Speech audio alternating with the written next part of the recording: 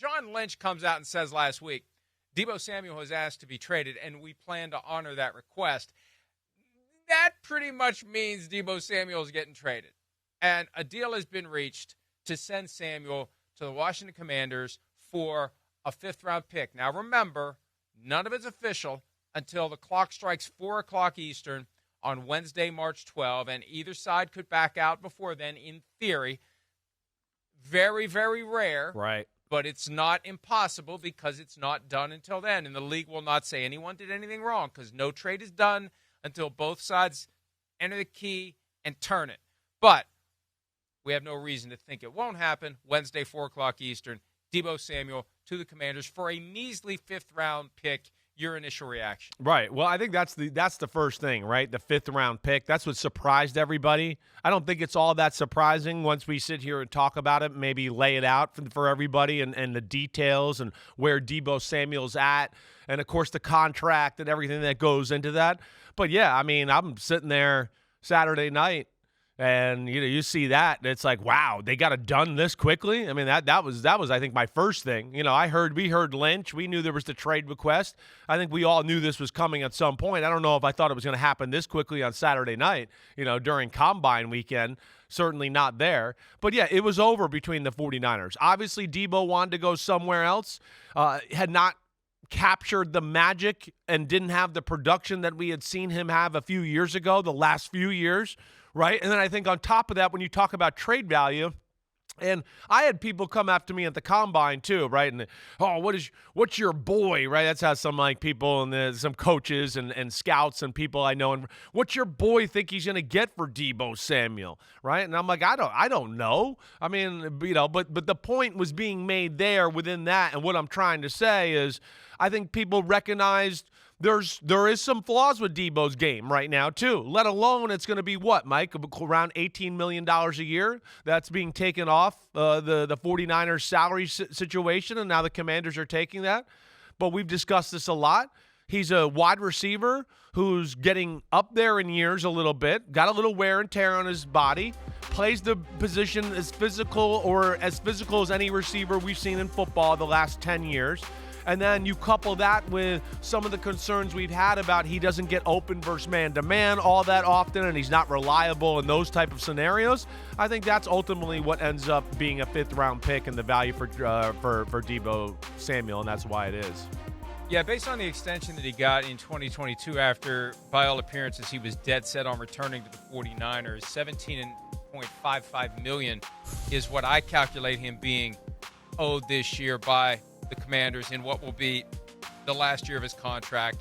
Fifth-round pick isn't much. I haven't seen that the 49ers are paying any of it on the way out the door or anything like that. So it is, by all appearances, a straight, you take the guy, they take a $20 million cap hit or something along those lines for money that's already been paid to him. The exact numbers in our post at PFT. And fifth-round pick. And yeah, what's really left? The fact that Adam Peters, who's now the Commanders GM and was the 49ers assistant GM throughout Deebo Samuel's career, except for last year, obviously, it speaks to a level of familiarity. That's right. It would give him a higher degree of confidence, presumably, than others who have never worked directly with Deebo Samuel, that maybe there is gas in the tank or there's a way to use him that will get more out of him. But your reaction is same as mine, because we've been talking about this for the past several years. He fights for every single blade of grass, no matter what the circumstance of the game is. How many times he got himself injured because he had to get that last extra little bit of yardage on a play, whether he was running or whether he had caught a pass and taken off with it. And when he's healthy, yes, he can be very effective. But he was healthy most of last year, and the numbers just weren't there. No, right. And it's not like Brandon Ayuk was taking up all the targets. Or Christian McCaffrey being there. He was only there for 7 games. Right. Yeah, and Christian McCaffrey wasn't there either. So I think Deebo Samuel has a place in the Commanders' offense. He's clearly not going to come in and nudge Terry McLaurin out of the WR1 spot. And I don't even know that he ends up being the second guy, depending upon what else they do in Washington. I don't know. But for $17.5 million, sometimes the number tells you what the status is. And I also wonder, is he going to want a new contract on the way in the door? And are they going to give it to him? And how happy is he going to be if he doesn't get one? Because, a guy's own assessment of where his career is always different than an outsider's assessment of what his career is. He may think he's worth more than $17.5 million, and the Commanders may think it's just right, if not too much. So that I don't know how thrilled he is about this, because it's not like he has a no-trade clause, but he wanted out, and he's out. At some point, he's going to want a new contract, and he's going to want it sooner rather than later.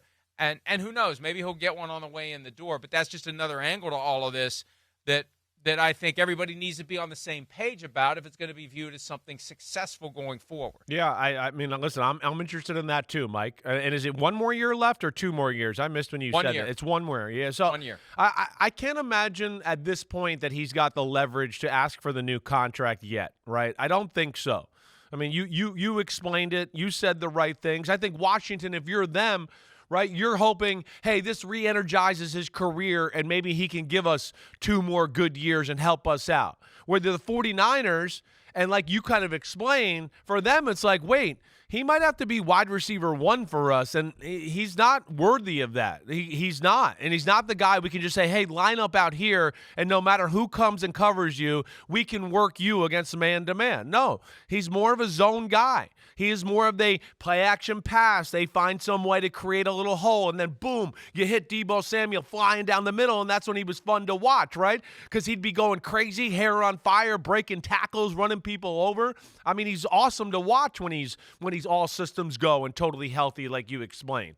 But, right, when you have to depend on him to be the guy on 1st and 2nd and 3rd down all the time, and Brandon Ayuk's not, going to be back and healthy yet and all that, is that value meet up?